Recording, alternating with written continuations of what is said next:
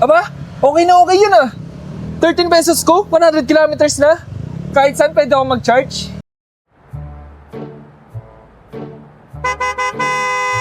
Lahat na.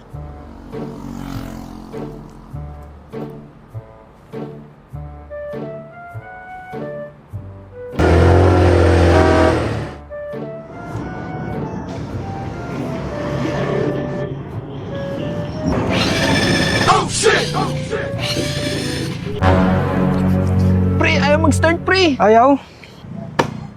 Check mo pre, baka wala ng gas. Wala na nga pre. Wala na nga.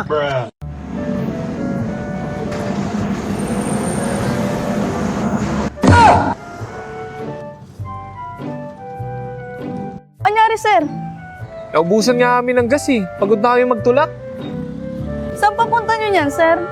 Sa Das Mabayan lang naman. Kala ko nga abot gas ko eh. Naku, sir, malayo-layo pa kayo. Kailan po ba kayo huling nagpagas? Yun nga eh. Kakapagas ko lang kahapon ng 200. Kaya kala ko abot. So, sir, nakaka-200 ka sa isang araw? Aray ko!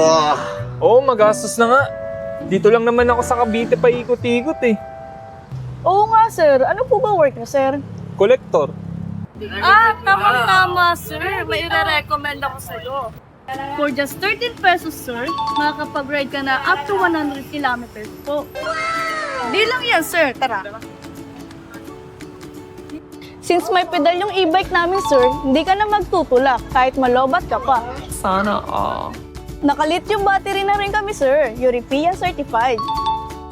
Di nababawasan ng hatak at portable pa. Pwede mo yan i-charge kahit saan. Aba, okay na okay yun ah. 13 pesos ko, 100 kilometers na. Kahit saan pwede ako mag-charge. Astig! Bakas pre, kuha ka na. Mukhang mapapa-e-bike na ako na ito pre. Makakamenos ako ng 200 kada araw. Tuwaan na rin. What's up mga pero ngayon nandito tayo ngayon sa City Homes ng Kaatu at open tayo dito ng 9 AM to 8 PM. Sa mga gustong bumili at mag-inquire, punta lang kayo dito.